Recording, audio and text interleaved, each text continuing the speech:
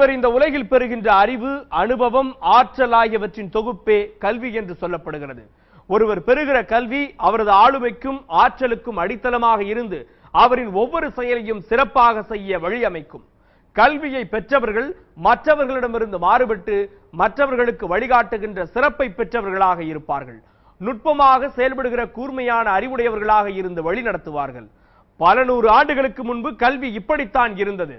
கற்றவர்களை தேடிச் சென்று கல்வி கற்று மக்கள் தங்களை உயர்த்தி கொண்டார்கள். ஆனால் இன்று கல்வி என்பது வியாபாரமயமாக மாறிவிட்டது என்றுதான் சொல்ல வேண்டும். தெருவுக்கு தெரு அங்கீகாரமற்ற கல்வி நிலையங்களை திறந்து வைத்துக் கொண்டு மாணவர்களுக்கு சிறப்பான கல்வியை அளிக்காமல் பணத்தை மட்டுமே குறியாக வைத்து செயல்படுகின்றன. அதனை பற்றிதான் இன்றைய எக்ஸ்ரே பார்வை நிகழ்ச்சியில் நாம் பார்க்கவிருக்கிறோம். இது உண்மையின் ஊடுருவல்.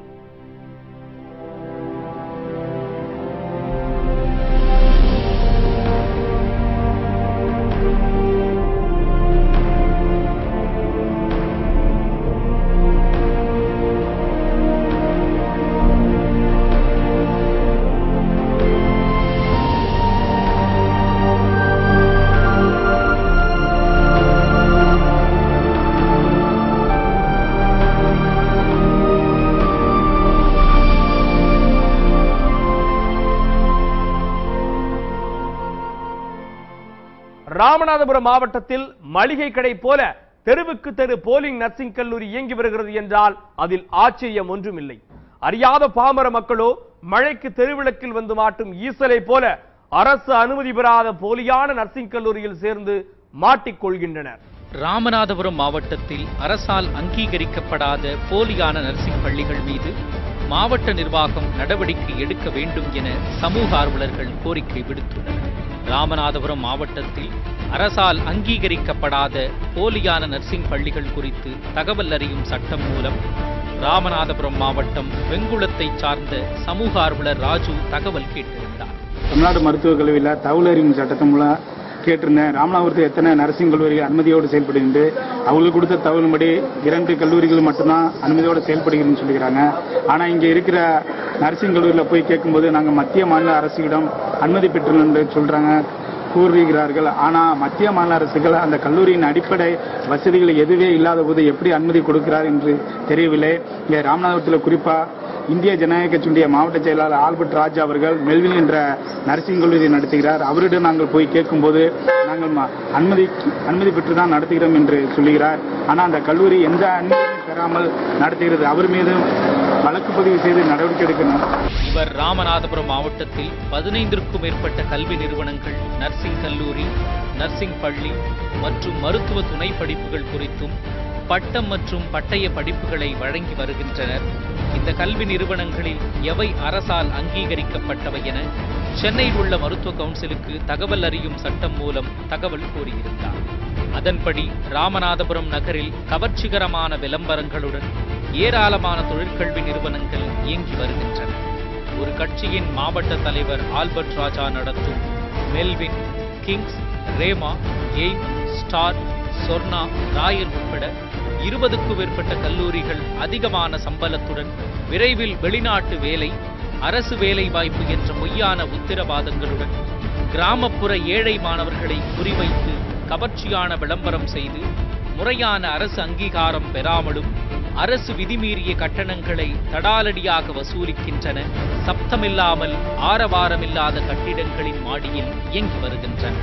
தமிழ்நாட்டில் குறிப்பா அங்கீகரிக்கப்படாத கல்லூரிகள் சிறிய கல்லூரிகளை இன்னைக்கு புல்லுரிவு பூத்த மாதிரி உருவாகிருச்சு. அதிலும் குறிப்பா பார்த்தோம்னா ராமநாதபுரம் மாவட்டத்தில் தொழில்நுட்ப கல்லூரி, நர்சிங் கல்லூரி, டிப்ளமோ கல்லூரின்னு சொல்லி சின்ன சின்ன நிறுவனங்களாக இன்னைக்கு புல்லுரிவு பூத்த மாதிரி உருவாகிருச்சு. இதன் அடிப்படையை பார்த்தோமாக்க நம்ம எத்தனையோ தடவை மாவட்ட ஆட்சித்தலைவர்கிட்ட மனு கொடுத்து இதை உடனே தடுத்து நிறுத்தப்பட வேணும்.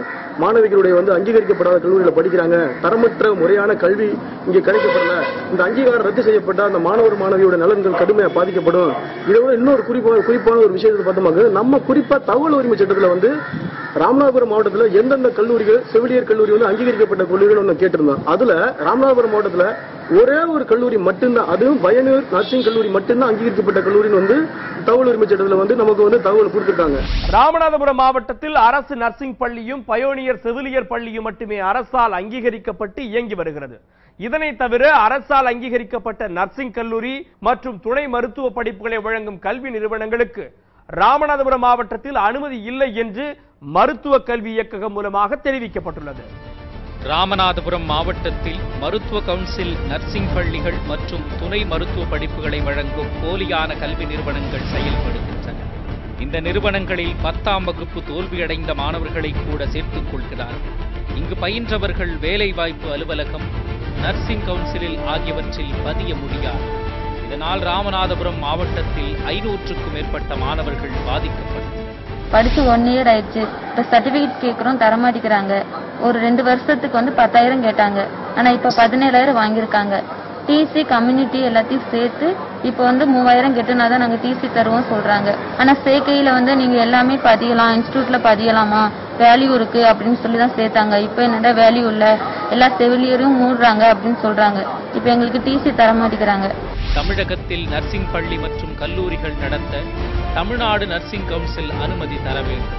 ஆனால் அப்படி அனுமதி பெறாமல் கேரளாவை தலைமையிடமாக கொண்டு செயல்படும் BSS என்ற அமைப்பின் மூலமும் மற்ற பல அமைப்புகளும் விதவிதமான பெயர்களில் நர்சிங் படிப்புகளை நடத்தி வருகின்றன.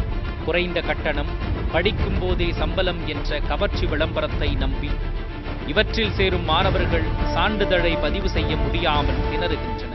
என் பேர் அருள் பிரதாப். மெல்வின் இன்ஸ்டியூட்ல படிக்கிற ராமநாதபுரத்தில் பார்த்தா 2011-13 படிச்ச மொத்தம் ஒரு வருஷத்துக்கு 15,000 சொன்னாங்க, 2 வருஷத்துக்கு 30,000 கட்டி முடிச்சாச்சு. கட்டி முடிச்சுட்டு அவங்களே சொன்னாங்க படிச்சு முடிச்சுட்டு உடனே வேலை கிடைக்குன்னு சொல்லிட்டு நாங்கள் ஃபாரின்ல அனுப்பி வைக்கணும். பார்த்தா இது வரைக்கும் எங்கேயுமே அனுப்பி வைக்கல. பார்த்தா இவங்க சீட்டிங் தான் பண்றாங்க, காசு கொள்ளடிக்கிறாங்க. அதுவும் படிச்சு முடிச்ச முன்னாடி ஃபர்ஸ்ட் இயருக்கு வந்து நாங்க ட்ரைனிங் அனுப்புனாங்க. ட்ரைனிங் அனுப்புறது அந்த சர்டிஃபிகேட் அவங்க வச்சுக்கிட்டாங்க. செகண்ட் இயர் ட்ரைனிங் போனா அந்த சர்டிஃபிகேட் எங்கள்கிட்ட இருக்கு. அந்த ஃபர்ஸ்ட் இயர் முடிச்ச பின்னாடி அந்த சர்டிஃபிகேட் போய் கேட்டா தரமான சொல்றாங்க. அதுக்கு 3000 கட்டாக கொடுப்பாங்களாம். பார்த்தா எல்லா ராமநாதபுரத்தில் உள்ள எல்லா நர்சிங் கல்லூரியும் இப்படி கேட்கிறாங்க. இதுக்கு உடனடியா மாவட்ட நிர்வாகம் ஒரு நடவடிக்கை எடுக்கும்படி கேட்டுக்கொள்கிறோம். உண்மையில அங்கீகாரம் இல்லாத படிப்புகள். டிப்ளமோ இன் நர்சிங் அசிஸ்டன்ட் 6 மாதம் அல்லது 2 ஆண்டுகள். டிப்ளமோ இன் நர்சிங் 2 ஆண்டுகள். Diploma in first eight nursing 2 ஆண்டுகள். வில்லேஜ் ஹெல்த் நர்சிங் 2 ஆண்டுகள். டிப்ளமோ இன் நர்சிங் எய்ட் 2 ஆண்டுகள். Diploma in first eight and practical nursing. Diploma in practical nursing 1 ஆண்டு அல்லது 2 ஆண்டுகள். சர்டிபிகேட் இன் நர்சிங் 1 ஆண்டு. நான் டெக்னீஷியன் கோர்ஸ். இவை 3ம் +2 முடிந்த பின்பு படிக்கும் படிப்புகள். இவை நர்சிங் கவுன்சிலில் பதிவு செய்ய தகுதியானவை. நர்சிங் கவுன்சிலில் பதிவு பெற்றால் உலகம் முழுவதும் பணியாற்ற முடியும். கல்லூரி என்கிற பெயர்ல நடத்திக்கிட்டு இருக்கக்கூடிய செவிலியர் மாணவர்களுக்கான படிப்பு இங்க நிறைய இன்ஸ்டியூட்டுகளா சொல்லிக் கொடுத்துக்கிட்டு இருக்காங்க. BSS சொல்லிட்டு கேரளாவில இருந்து அங்கீகாரம் பெற்ற கல்லூரிகளாக இவங்க கல்லூரின்ற பெயர்ல நடத்திட்டு இருக்காங்க. இதுக்காக இந்திய ஜனநாயக வாலிபர் சங்கம் தொடர்ச்சியாக ராமநாதபுரம் மாவட்டத்துக்குள்ள இயக்கம் தொடர்ச்சியா நடத்தியிருக்கோம். இதுக்கெல்லாம் அங்கீகாரம் வழங்கப்படல, கல்லூரின்ற பெயர்ல நடத்திக்கிட்டு இருக்காங்க.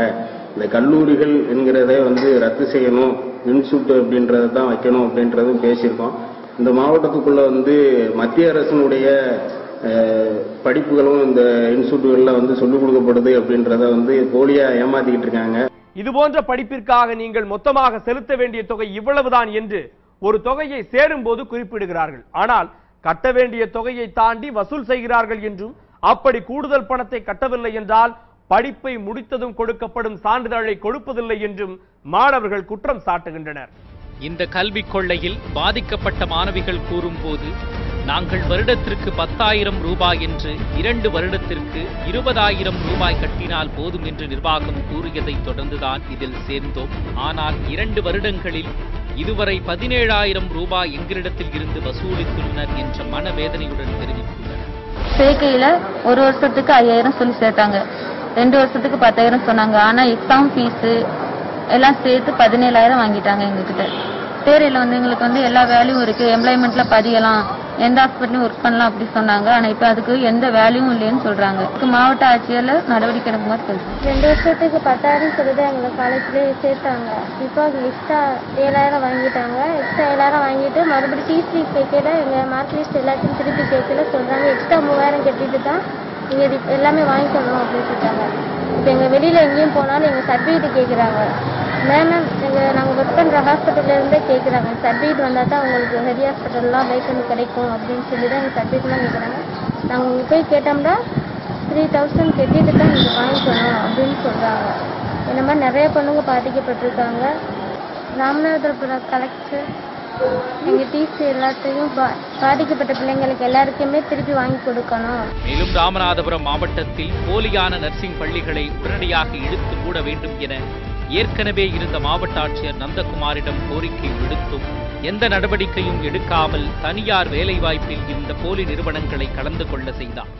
2 நாள் முழுவதும் கடந்து எந்த ஒரு நடவடிக்கையும் எடுக்காமல் மாவட்ட ஆட்சித்தலைவர் அவர்கள் சென்னையில் உள்ள மருத்துவக் கல்வி இயக்கத்தை தொடர்பு கொள்ளுங்கள், அங்கேதான் நடவடிக்கை எடுப்பார்கள் என்று முழுவதும் இந்த மாவட்டத்தின் ஒரு அதிகாரி என்ற பொறுப்பை தட்டி கழித்து முழுவதும் இந்த போலி நர்சிங் கல்லூரிக்கு ஆதரவாக இந்த மாவட்ட ஆட்சியர் செயல்படுகிறார். இதுபோல இந்த சத்தியம் தொலைக்காட்சியில் ஒளிபரப்பும் போது முன்னாள் மாவட்ட ஆட்சியர் நந்தகுமார் அவருடைய கேட்கப்பட்ட போது அப்படிப்பட்ட எந்த மனுமே வரவில்லை என்று கூறுகிறார், ஒரு பொய்யை கூறுகிறார். நான் கடந்த ஆண்டு மாவட்ட ஆட்சியருடைய மனு கொடுத்த இந்த மனு ரசீதும் வைத்து இருக்கிறேன். அவரும் இந்த நடவடிக்கை எடுக்கவில்லை. விழுப்புரம் மாவட்டம் கள்ளக்குறிச்சியில் எஸ்பிஎஸ் கல்லூரியில் 3 மாணவர்கள் இறந்துள்ளாங்க. அந்த கல்லூரியில் வந்து பாத்தீங்கன்னா அந்த அனுமதி பெறாம நடத்தினுடைய விளைவு தான். அதே போன்று ராமநாதபுரம் மாவட்டத்தில் பல்வேறு 20க்கும் மேற்பட்ட கல்லூரிகள் என்பது இயங்கிட்டு இருக்கு. ராமநாதபுரம் மாவட்டத்தில் 2 கல்லூரிகளுக்கு மட்டும்தான் வந்து அரசுடைய அங்கீகாரம் என்பது கொடுக்கப்பட்டிருக்கு. ஒன்று வந்து பாத்தீங்கன்னா பயனீர் கல்லூரி, இன்னொன்று வந்து அரசு கல்லூரி. மற்ற பகுதிகளில் வந்து பாத்தீங்கன்னா 20க்கும் மேற்பட்ட கல்லூரிகள் வந்து இயங்கிட்டு இருக்காங்க. அவங்க வந்து கல்லூரிகள் போறதுக்கே வந்து அனுமதி கிடையாது. ஆனா இன்னைக்கு வந்து பாத்தீங்கன்னா இது கேட்டரிங் காலேஜ், நர்சிங் காலேஜ் அப்படின்னு சொல்லிட்டு சமுதாய கல்லூரிகள் வந்து பல்வேறு கல்லூரிகள் வந்து இயங்கிட்டு இருக்காங்க. ஆனா கடந்த காலகட்டங்களில் பாத்தீங்கன்னா கிங்ஸ் உள்ளிட்ட பல்வேறு கல்லூரிகள் வந்து மாணவர் சங்கத்துடைய தலைமையில் பல்வேறு போராட்டம் நடத்திருக்காங்க. ஆனா அந்த கல்லூரிகள் வந்து அனுமதி வாங்காமல் நடத்துவதோட விளைவு அந்த மாணவர்கள் தேர்வு எழுத முடியாததுனால பலகட்ட போராட்டம் மாணவர் சங்கத்தில் நடத்தினோம். மாவட்ட ஆட்சியர் அலுவலகம் முற்றுகை உட்பட பல்வேறு போராட்டம் நடத்தினோம். ஆனா அப்போதைக்கு இந்த மாவட்ட ஆட்சியர் எந்த ஒரு நடவடிக்கையும் எடுக்க கிடையாது. முக்கியமாக அனுமதி பெறாமலும் வேலைவாய்ப்பு கருதி மாணவ மாணவிகள் அதிகம் விரும்பி சேரும் பாடப்பிரிவான நர்சிங் போன்ற பாடப்பிரிவுகளில் அதிகமான எண்ணிக்கையில் மாணவ மாணவிகளை சேர்த்து விதிமீறி கட்டணம் வசூலித்து அவர்களின் எதிர்காலத்தை பாழாக்கும் நோக்கத்துடன் பல நிறுவனங்கள் இயங்கி வருவதாக தெரிகின்றன. இங்க குறிப்பிட்ட ஒரு மருத்துவ துறையில போய் நர்ஸா வேலை பார்க்கறாங்க. ஆனா அது வந்து பார்த்தோமாக்கு அவங்க ஊசி போடுறது, சிரஞ்சு எடுத்து ட்ரிப்ஸ் எடுக்கலாம் பார்த்தோமாக்கு ரொம்ப வேதனைக்கு ஒரு விஷயமா இருக்கு.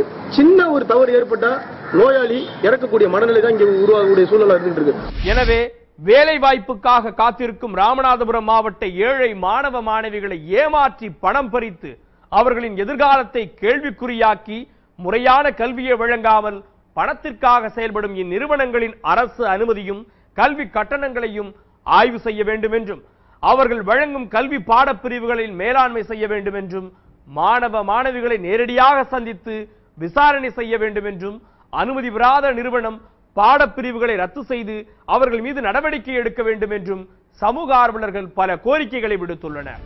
மேலும் கிங்ஸ், மெல்வின் போன்ற போலி நிறுவனத்தில் பயின்ற 100க்கும் மேற்பட்ட மாணவர்களுக்கு உரிய சான்றிதழ் வழங்காததால் அங்கு பயின்ற மாணவர்கள் பல்வேறு போராட்டங்களை நடத்தியது குறிப்பிடத்தக்கது.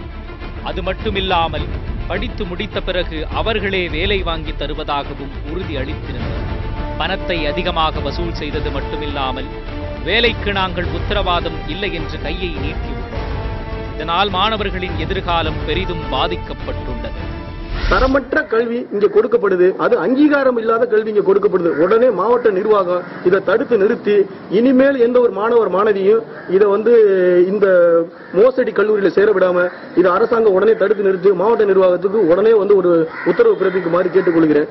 இன்னொரு விஷயம் என்னன்னு பார்த்தோமாக்கு மாவட்ட நிர்வாகத்தை செயல்பாடு அறிஞ்சுதான் இந்த சூழ்நிலைகள் நடந்துகிட்டு இருக்கு. ஏன்னா நாங்க தொடர்ச்சியா சமூக ஆர்வலர்கள் இருந்து ராமநாதபுரம் நகர பகுதியில இருந்து எந்தெந்த பிரச்சனை இருக்குன்னு நாங்க உடனே வந்து மாவட்ட நிர்வாகத்தை காதுக்கு கொண்டு போவோம், அது மனு மூலம் அளிப்போம். அதை வந்து அசட்டு செய்யறதே கிடையாது.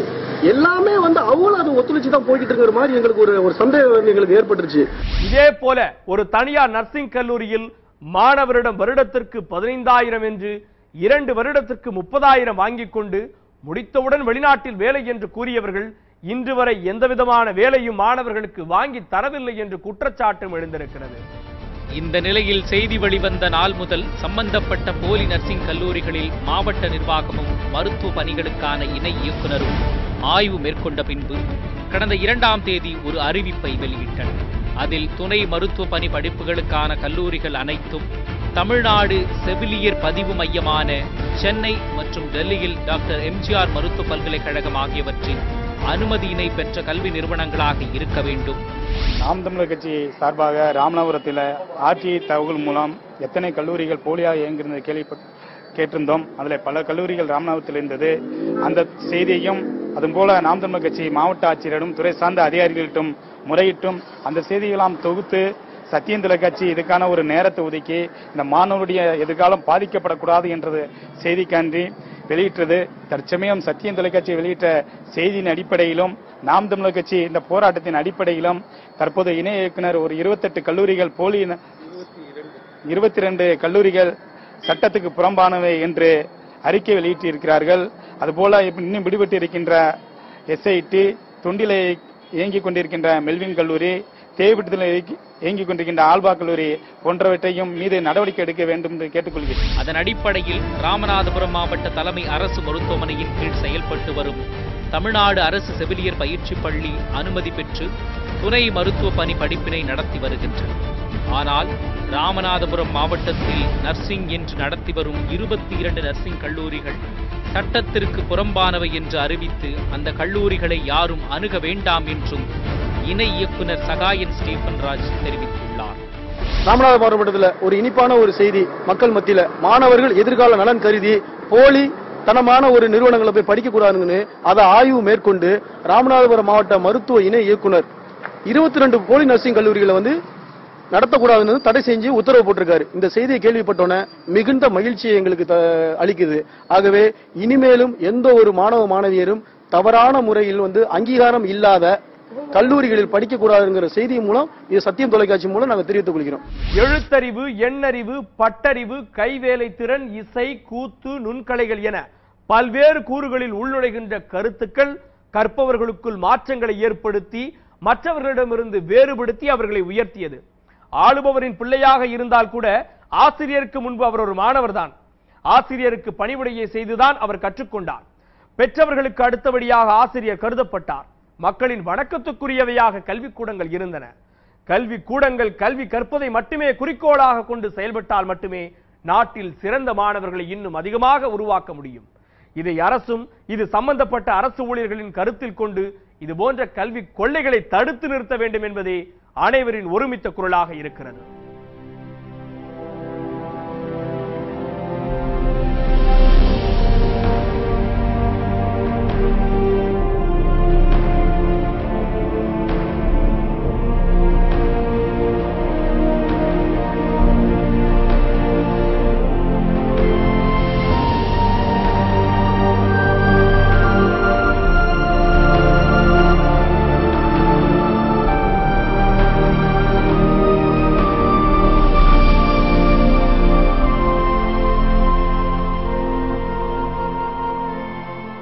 மீண்டும் ஒரு குற்ற பின்னணியோடு எக்ஸ்ரே பார்வையில் சந்திக்கலாம். இது உண்மையின் ஊடுருவல்.